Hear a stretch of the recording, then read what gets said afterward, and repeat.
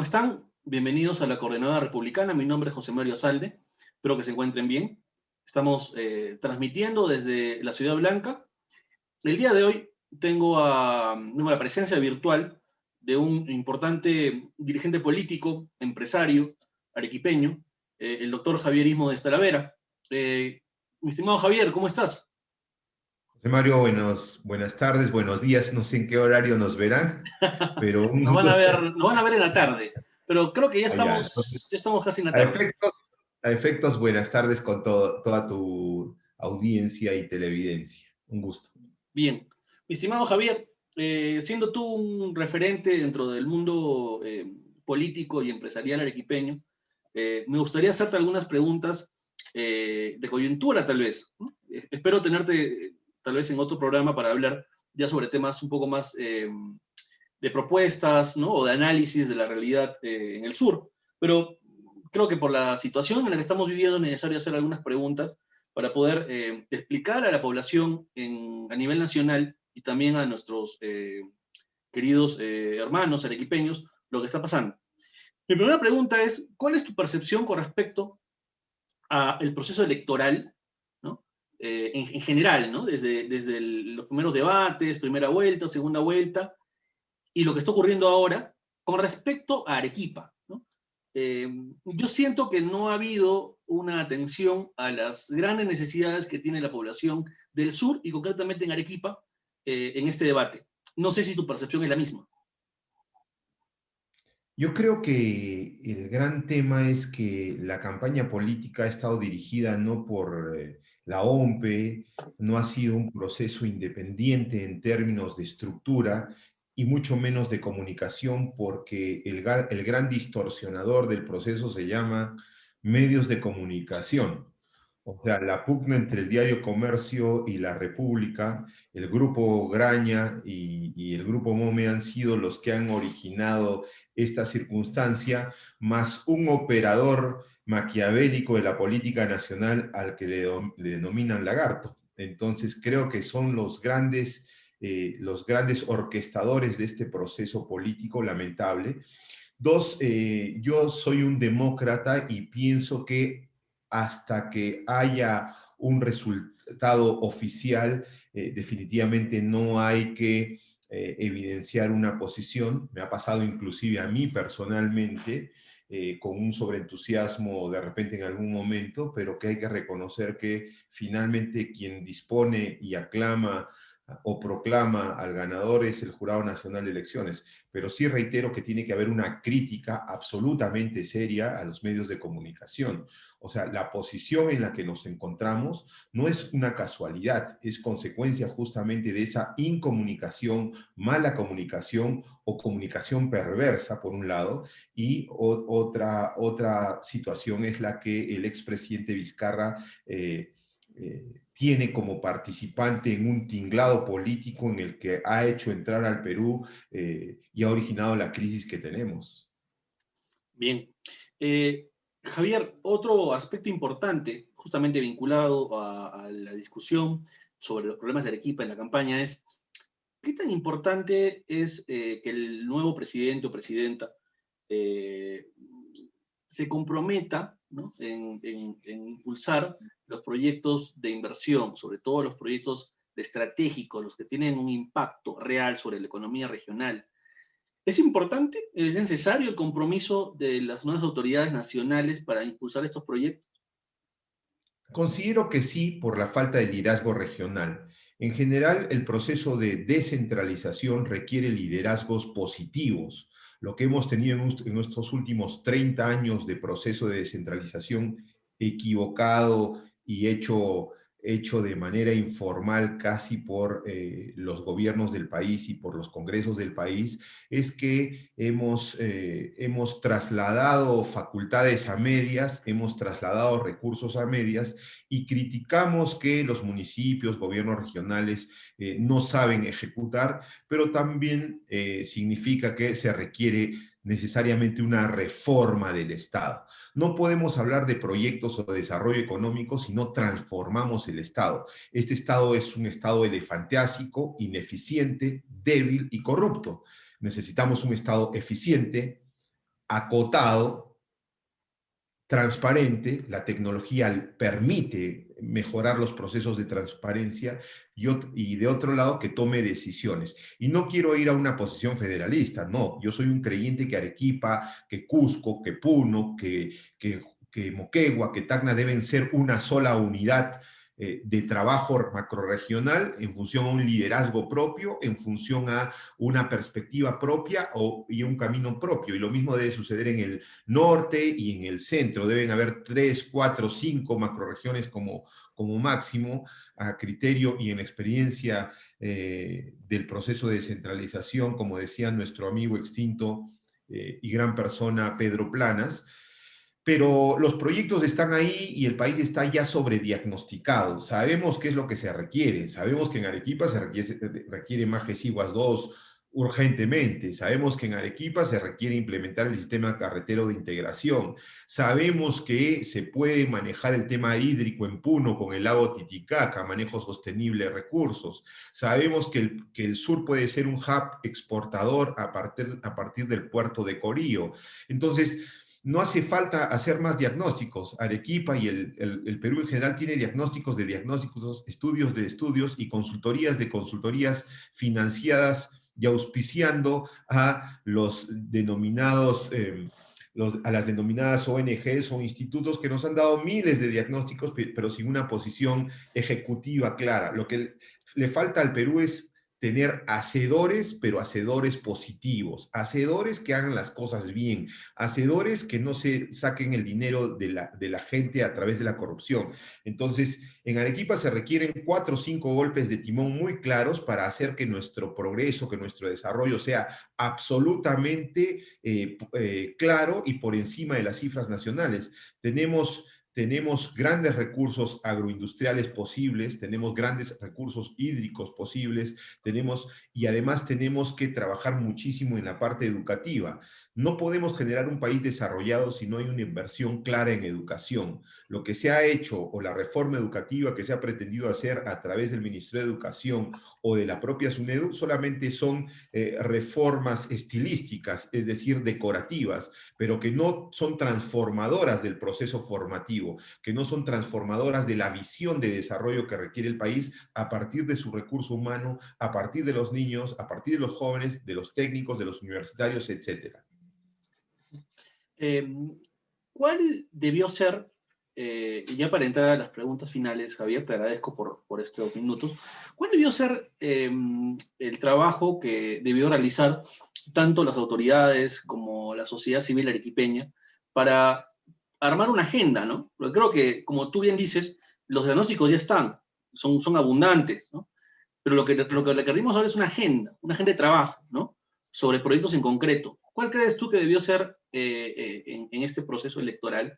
Me imagino, bajo el liderazgo del presidente regional, ¿no? Siendo, digamos, la autoridad más importante de la región. ¿Cuál debió ser, sí, ¿cuál debió ser el trabajo a realizar de parte de las autoridades políticas, ¿no? Y también los empresarios, ¿no? Y la sociedad civil, ¿no? En la construcción de una agenda, ¿no?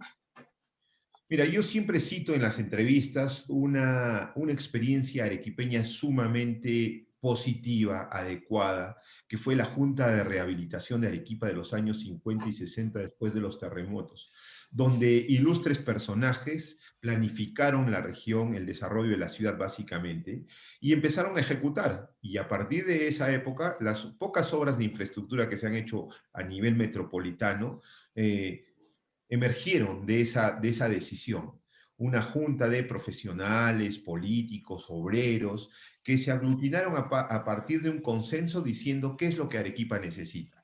Y hoy día creo que puede pasar absolutamente lo mismo. Creo que el gobierno regional, las cámaras de comercio de empresas y de pequeñas empresas, los colegios profesionales y las universidades que hoy día están absolutamente divorciadas de la realidad, tienen que planificar una agenda mínima. Y la agenda mínima es qué tipo de Arequipa requerimos o queremos. ¿Queremos ser una Arequipa de nivel global, de nivel latinoamericano? ¿Queremos ser una Arequipa región que esté ubicada entre las 5 mejores regiones de competitividad y desarrollo humano de Latinoamérica? Podemos lograrlo. O sea, es absolutamente viable. ¿Qué se requiere? Combinar talento, recursos, esfuerzo financiero y sobre todo ejecución. Entonces, por ejemplo, en agroindustria tenemos Majes Iguas 2, tenemos las Pampas de la Clemensí, tenemos las Pampas de Carabel y podemos una potencia agroindustrial si quisiéramos. Si quisiéramos ser una potencia educativa, tenemos la Universidad San Agustín, la Católica, la San Pablo, podemos construir un hub educativo a partir de un modelo de internacionalización de estudios. Si quisiéramos ser un hub turístico, tenemos que construir, o un emporio turístico, tenemos que construir producto turístico a partir del Valle de Colca, Valle de los Volcanes, de Cotahuasi, de la costa arequipeña. O sea, los corredores turísticos, ¿no? Si queremos ser un corredor comercial, tenemos la conexión Puno, la Sierra, Bolivia, el norte de Argentina, el norte de Chile y el resto del país. Es decir, en estos sectores, si queremos, podemos ser los mejores, pero tiene que haber decisión política y liderazgo. Al final, eso se traduce en bienestar. Y lo que buscamos los políticos, los buenos políticos, entiendo yo, es el bienestar de la gente. Uno hace política como arte de servicio, como arte de entrega de tiempo y talento a favor de los demás. Hombres y mujeres para los demás, como dice el Papa Francisco y Pedro Arrupe, ex director general de la Compañía de Jesús, en la cual he sido formado. Entonces, definitivamente se requiere de personas. O sea, nosotros siempre reclamamos a la política, pero como en toda actividad, la actividad está ejecutada por seres humanos. Y lamentablemente en la política hoy día no están los llamados a hacer política. Los políticos hoy día han visto en esta actividad una forma de encontrar un botín. Vamos a ser claros. La gran cantidad de políticos en el Perú, a nivel nacional, municipal, provincial, regional, buscan una oportunidad laboral haciendo política y eso no es posible. Tiene que haber una entrega y un acto de servicio. Y finalmente, con este país absolutamente roto en términos de integración social, geográfica, política y económica, creo que no somos un país viable si no llegamos a consensos. Ayer justo escribí sobre la tolerancia, a consensos de entender que el Perú es un país mestizo, que es un país étnicamente múltiple, que somos un país históricamente diverso, que somos un país geográficamente distinto, pero que puede tener un símbolo de unidad. La unidad puede ser el progreso, el desarrollo, la integración y sobre todo garantizando que los que menos acceso han tenido a las oportunidades las tengan. Este país no es viable si no logramos que los que viven lejos, en las alturas, en situaciones tenemos una agricultura en la sierra del Perú, José Mario, una agricultura y una economía medieval. O sea, tenemos sectores medievales en términos de cultura, economía, desarrollo, integración. Mientras eso no se solucione, no podemos hablar de un Estado viable. Y aquí quiero citar a un libro que lo he releído 25 veces, que es Crisis del Estado y Desborde Popular, que es un poquito lo que nos pasa hoy día, junto con el libro de Hernando de Soto, que es El Otro Sendero, que creo que son un mix perfecto para entender lo que sucede. Y hoy día lo que sucede es que la gente está hastiada de este modelo estatal, del que reclama, pero a su vez auspicia. O sea, hoy día tienes dos posiciones políticas, la de Castillo, que es más Estado enorme, y la de Keiko Fujimori, Estado mercantilista y de favorecimiento a grupos. Entonces, ninguno de los dos auspicia un progreso eficaz a favor de los peruanos. Lamentablemente eso es lo que se ha elegido. Hay que entender que eso es lo que hay.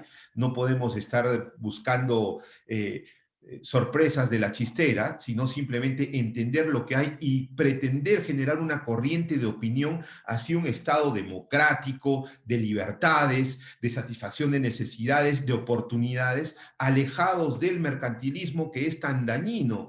Normas hechas para grupos de poder, normas hechas para que el Estado se engorde cada vez más y se atragante a sí mismo y donde el ciudadano, como siempre te comento en las 2 o 3 entrevistas que me has hecho, donde el ciudadano está absolutamente postergado. Y eso no puede seguir ocurriendo. Tenemos unas posiciones donde las ideologías están marcando la pauta. Yo creo que ya no es tiempo de las ideologías.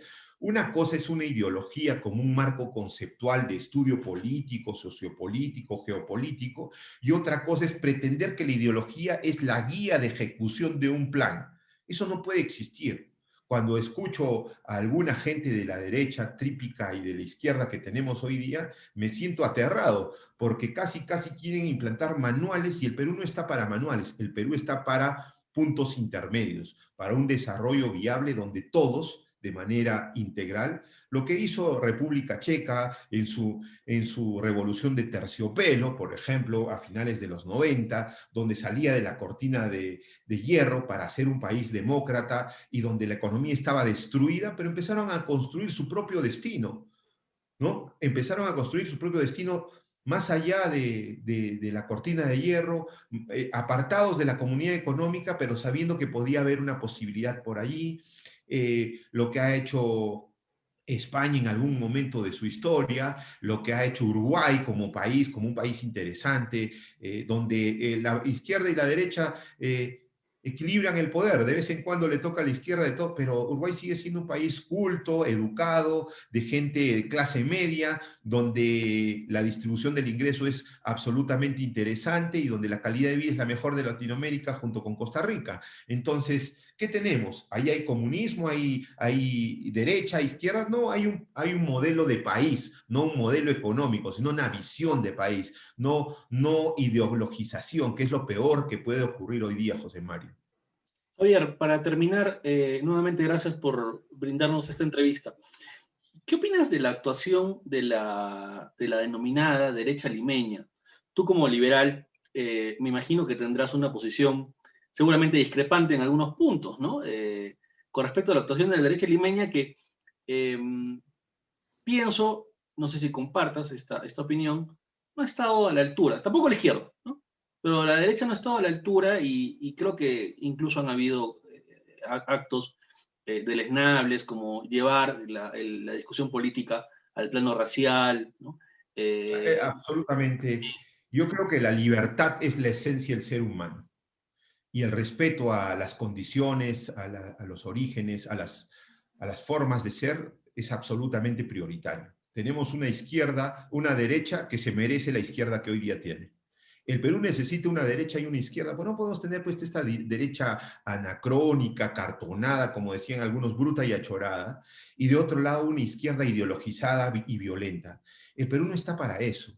Creo que necesitamos una derecha moderna y una izquierda donde lo social sea importante, pero también considerando que el mercado funciona. O sea, el mercado es el que genera el desarrollo económico. Mucho social, sí, pero también mucho económico. Y una derecha basada en la libertad, no en el prejuicio, no en el favor, no en la ley mercantilista, no en el cartel, que es lo que hemos tenido en toda la República. O sea, la derecha en el Perú es una derecha que se caracteriza por sus intereses, por grupos con sus intereses. Yo pongo el presidente, yo lo dirijo, yo lo manejo porque va a favorecer a mis intereses. Y el ejemplo puntual se llama Ollanta Humala. O sea, imagínense cómo comprar un presidente podría escribirse. No comprar en términos de transaccionales, pero sí en términos de influencia, de posición. De cooptación, ¿no? Es la palabra, ¿no? Exactamente. Entonces, un presidente absolutamente Anodino. taimado, Mm. taimado, ¿no? Esa es la palabra, anodino. Pero Ladino, absolutamente... ladino. Si vamos a poner a Sí, buscar las palabras. sí. Pero, pero demostrando pues que quien digitaba a este presidente era un grupo de 3 o 4 que querían normas a su favor, ¿no? Entonces, a mí lo que me preocupa no es tener cuadros de ideas. A mí lo que me preocupa es la ideologización de la política. 2, el fundamentalismo. 3, el mercantilismo. 4, modelos sociales o de izquierda absolutamente desfasados como el que nos presenta Cerrón. O sea, el muro de Berlín se cayó, señor Cerrón, hace 32 años, o 34, perdón, año 87, si no me equivoco. Entonces, no podemos pensar en que un modelo socialista, marxista, leninista, pero tampoco un modelo mercantilista.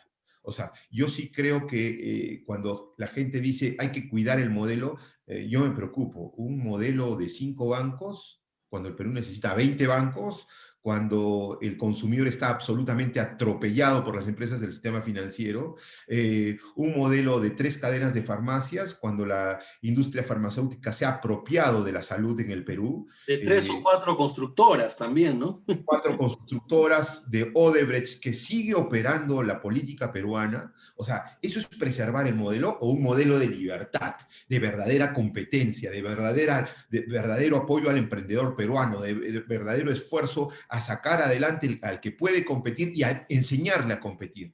Yo creo que un modelo de libertad política sumado a libertad económica de la gente, no del de arriba, sino del de abajo, capitalismo popular, libertad económica. La gente quiere ser feliz con su trabajo, con su empleo, con su chamba, con su puesto, con su negocito. Quiere ser feliz, con buena educación. Mientras este Estado no tenga buena educación, salud, nutrición, comunicación e Internet como derechos básicos, y mientras este Estado no facilite que la gente pueda crecer, pueda realizarse, autorrealizarse, porque el Estado no es el que hace realizar a la gente, sino que facilita las condiciones, este país no es viable. Necesitamos darle consistencia al ciudadano. El gran actor del país se llama ciudadano, se llama peruano, no se llama Estado, no se llama fundamentalismo, se llama realización personal. Cuando tú apoyas al individuo, gestionas que el individuo se supere, haces que la sociedad se supere. No es al revés.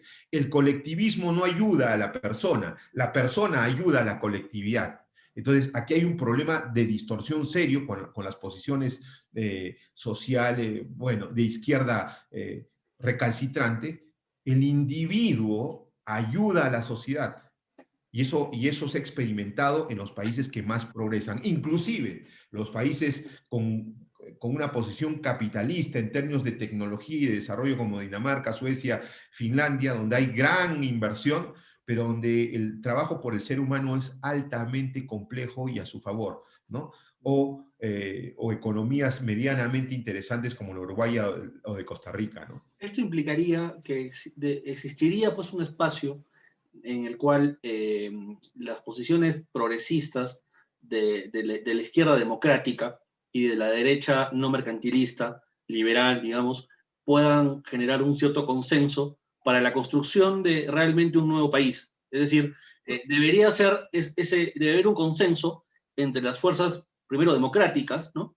Segundo, que tengan acuerdos mínimos con respecto a las bases de lo que podría ser un nuevo país, como creo que ya está comprobado que si necesitamos tener responsabilidad fiscal, no podemos caer nuevamente en la farra de digamos, malgastar los recursos públicos, como lo hizo el anterior gobierno del señor Vizcarra, que tiene una responsabilidad política, y me imagino que el próximo Congreso tendrá que investigar lo que representó el programa Reactiva, ¿no? Donde se gastaron millones, millones de recursos públicos del Estado. Yo me imagino que hay un espacio para esa concertación tan necesaria para el país. Mira, en el Perú, en la época de Vizcarra, se han gastado 120 mil millones de soles en menos de un año. No sabemos en qué. No hay más camas UCI, el sistema de salud sigue siendo un desastre, con heroicos profesionales de la salud que han trabajado y se han esforzado a espalda partida por sacar adelante la pandemia, pero eso no quiere decir que el Estado haya sido eficaz. O sea, esos recursos se han tirado a la basura, se han quemado, se ha agarrado una fogata y se ha tirado dinero ahí. Dos, eh, la economía, el homo económicos, el hombre económico, existe desde la época de la agricultura y por lo tanto hasta ahora no se ha descubierto una fórmula mejor de desarrollo de la sociedad. Es decir, considerar al intercambio de bienes y servicios como el fundamento de la realización personal es absolutamente claro y no debe mediar discusión porque no existe, salvo que alguien me diga, esta es la salida. Pero hasta ahora, en más de 2000 años de historia, las personas a través del intercambio se han realizado, ¿no? En tercer lugar, es efectivamente coincidente con lo que dices, que yo creo y coincido que, valga la cacofonía y redundancia, que el Perú necesita una izquierda moderna, democrática y con conceptos económicos claros. y necesitamos una derecha libertaria, de libertad política, económica, diversa y sobre todo que garantice el ejercicio libre de los ciudadanos en función al mercado, no un mercado consolidado por leyes mercantilistas que apabullan al ciudadano. Y eso se llama concertación en razón a una posición democrática y de visión de país. Este país no es viable si seguimos como estamos. Ya no estamos aprendiendo las lecciones. Venimos de 20 años de lucha contra Sendero y contra el terrorismo. Venimos de un escenario de violencia urbana muy fuerte. Venimos de una ruptura entre el país que tiene una economía boyante y un país que está a espaldas de esa economía boyante son las provincias, que son las comunidades andinas, que es la economía informal. Entonces, si no reconocemos esas realidades y las atendemos, vamos a seguir teniendo estos fenómenos políticos populistas de derecha e izquierda que no le hacen nada bien al país. Lamentablemente, nosotros como peruanos hemos elegido entre las dos peores posiciones, pero hay que escuchar que hay una, y esa una tiene que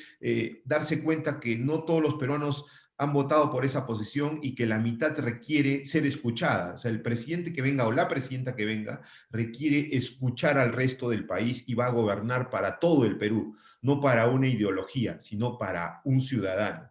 Creo que esa es la reflexión y también una reflexión para nosotros como ciudadanos. O sea, qué importante es la decisión que tomamos. Mucha gente no se interesa por la política y no valora la importancia de su voto. Y esta es una evidencia clara, meridiana, de que el voto ciudadano es fundamental y la calidad del voto también. Entonces, creo que necesitamos educarnos políticamente todos para tener pues decisiones que sean coherentes con... O sea, yo quiero que mis hijos vivan en el Perú, quiero que mis hijos, yo tengo 2 hijos, como sabes, quiero que mis hijos se eduquen, amen este país, trabajen aquí, se desarrollen, creen su familia, su sucesión y crezcan. Y quiero que el hijo del señor que vive en Pasco también, pero no podemos garantizar eso con este juego político tan perverso en el que nos hemos inmiscuido, José Mario. Bien, Javier, gracias por nuevamente estar con nosotros. Es posible que los hermanos de Lima y del resto de provincias crean que en el sur pues somos unos tirapiedras, pero creo que tu presencia demuestra de que hay pues materia gris, ¿no? En el sur, en Arequipa, y es necesario que personas como tú y dentro de la academia, ¿no? Se involucren en la discusión pública generando reflexión y también propuestas, ¿no? No todos en Arequipa somos radicales que nos dedicamos a tirar piedras a la propiedad privada, ¿no? Que no creemos en la inversión. Creo que hay un sector progresista, como tú mismo decías, de izquierda y de derecha, que cree en que es posible tener un consenso para poder generar condiciones que permitan el desarrollo de la región y del país. Y en ese sentido, bueno, solo queda invitar al resto de hermanos arequipeños de buena voluntad que quieran sumarse a este proceso, que seguramente va a tener sus idas y venidas, pero que pienso es inevitable. O sea, es una necesidad el tener que construir estos espacios para que podamos salir como región adelante y también para darle a Arequipa, sino la capital jurídica del país, ¿no? Darle sostenibilidad a la República, ¿no? Porque nos estamos jugando en este momento los valores republicanos, ¿no? Que sería otro tema que me gustaría que podamos discutir tal vez en otro momento, mi querido Javier.